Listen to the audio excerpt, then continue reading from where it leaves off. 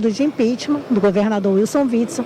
Eu converso agora com Ramon Melo, que é assessor parlamentar do deputado Luiz Paulo, que teve o pedido aceito, né? Isso, Ramon, deu 14 pedidos de impeachment. O Luiz Paulo vai lá e consegue entrar com esse pedido.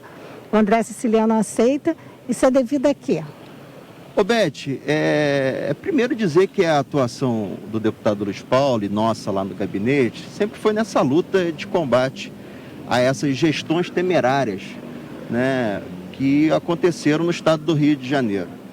E o deputado Luiz Paulo demandou para a sua equipe técnica que nós formulássemos essa peça, né, que é o pedido de impeachment, em cima de todos os fatos que a imprensa tem divulgado e que foi corroborado pelo Superior Tribunal de Justiça e que desencadeou essa operação, né, no próprio Palácio Laranjeiras, onde foi verificado, Beth, muitos indícios de corrupção e, repito, dessa gestão temerária do governador que, ao nosso ver, né, ele comete crime de responsabilidade fundamentalmente contra a lei orçamentária. O que isso quer dizer? O estado do Rio de Janeiro vive uma crise profunda, como todo o Brasil, na questão da pandemia. Aqui já foram gastos quase 800 milhões de reais que deveriam ser destinados para a construção de 7 hospitais de campanha, Beth. Apenas um foi construído e ainda assim funciona muito mal. Teve a questão dos respiradores que foram comprados, Beth. Sem querer te interromper, só para a gente não dar sem informação embaçada, na verdade, um foi inaugurado, que é o do Maracanã. Isso. Tem outros construídos, mas que não tem profissional, não tem ainda os aparelhos. Exatamente. Só foi feito ali o esqueleto. Em funcionamento. Sim. Perfeito. Que já deveriam estar. Né? Não, isso sim, eles deveriam inaugurar esse abril. Nós estamos dia 10 de junho. Perfeito. Desculpa ter cortado, pode continuar. Essa é uma questão importante, mas que o seu desdobramento torna mais grave ainda a situação do governador, porque tem a situação da compra desses aparelhos que foi realizada em empresas de fundo de quintal. Veja que foi observado que essas empresas tinham portinhas em bairros da periferia do estado da cidade do Rio de Janeiro, né? E aí, com as investigações do próprio Ministério Público Federal e o desencadeamento dessa operação, né, determinada pelo STJ, foram mais longe. As relações do governador, né, observe que tem uma questão que nos parece muito imoral, né, para não dizer ilegal, né, no sentido da própria esposa do governador fazer a mesma prática em outros governos de advogar e defender interesses de empresas que estão atuando no governo do estado.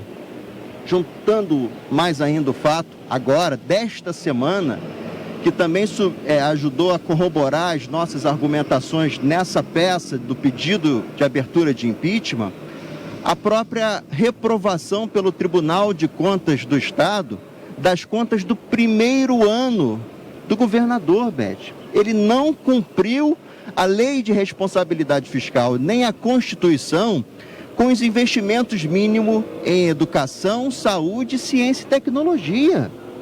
Ou seja, reunido a gestão temerária, os indícios fortíssimos de corrupção, só nos coube, através do mandato do deputado Luiz Paulo, fazer esse pedido de impeachment, que você bem disse aqui já na sua matéria, né? Foi aceito por quase a unanimidade da Assembleia, 69 votos. Só um que, na verdade, não foi nem abstenção, ele não participou, ele não votou. Então, Beth, o que a gente está pedindo, na verdade, e aí não é nenhum julgamento antecipado, é apenas que a Assembleia, que tem esse papel de fazer a apuração, né, dê ao governador o seu direito de ampla defesa, do contraditório, e que possa ser processado isso na esfera política e jurídica, que é o que vai se dar a partir de agora. Então, fazendo um resumo assim, para quem não está acompanhando, todo mundo viu que o pedido foi feito, foi noticiado em toda a imprensa, local, regional, nacional, enfim, quiçá internacional, eu ainda não acompanhei se saiu, mas assim, todo mundo está a par do pedido. Agora, resumindo, por que foi feito o pedido? Uma possível gestão temerária, problema com as contas, com o fechamento das contas do ano passado, do primeiro ano, indícios de corrupção e esse estopim todo dos hospitais de campanha. Então, isso tudo, o deputado Luiz Paulo Corrêa da Rocha se reuniu com a equipe e fez o pedido e foi aceito, porque já tinham outros, mas esse foi bem embasado a ponto de falar, não tem como não aceitar. Eu acho que foi isso que ocorreu, não foi? Perfeito, exatamente isso.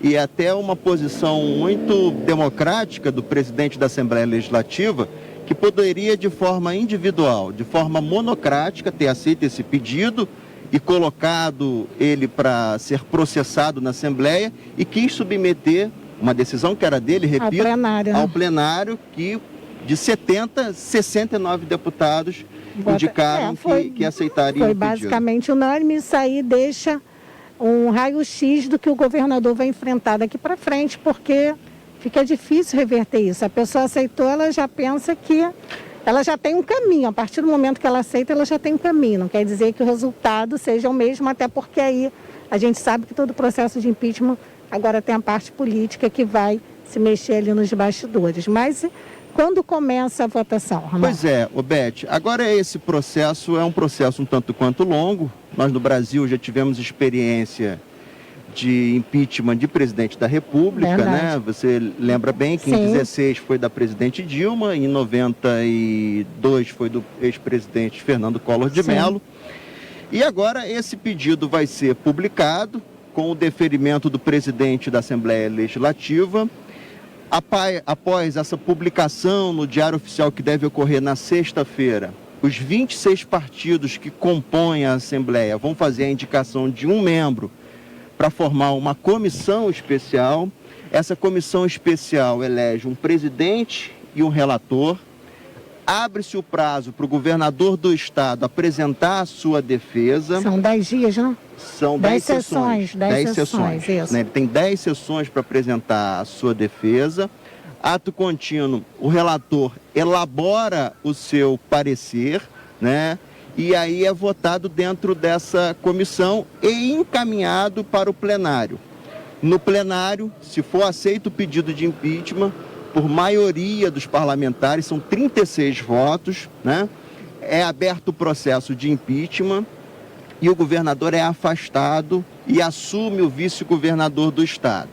Aí é formada uma comissão processante, que são 5 membros do Parlamento Fluminense, 5 deputados estaduais, e o presidente do Tribunal de Justiça recebe esse processo e lá ele vai fazer um sorteio para também nomear 5 desembargadores do Tribunal de Justiça do Estado do Rio de Janeiro, que comporão essa comissão processante, e ali, nessa votação, entre 10, só havendo empate que o presidente do Tribunal de Justiça vota, em havendo maioria, é decidido pelo impeachment ou não do governador. Mas você acha que até o final do ano se resolve ou isso vai atravessar? Eu não tenho dúvida disso. Eu acho que até meados de julho, agosto, a gente pode ter uma definição, porque a Assembleia está funcionando de modo virtual.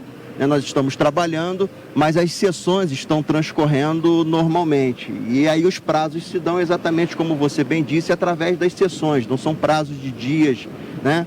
Então eu acho que há uma grande chance disso ser resolvido, até por causa da instabilidade política. Até porque temos eleições municipais, que também são eleições diferentes, tudo que nós já tivemos.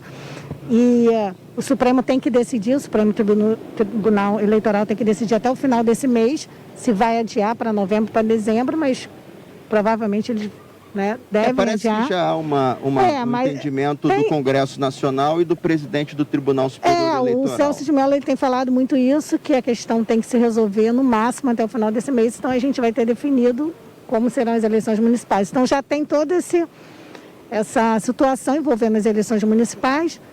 Então, se puder resolver antes, ou o governador fica ou sai, isso aqui ninguém está falando que quer que fique ou que saia, né? A não ser o Luiz Paulo que pediu.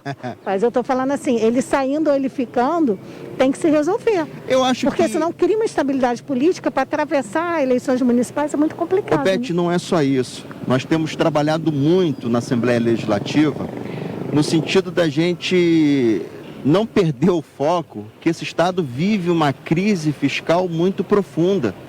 Nós estamos aí na eminência, inclusive com essa questão institucional de briga do governador com o presidente da República, prejudicando muito o Estado.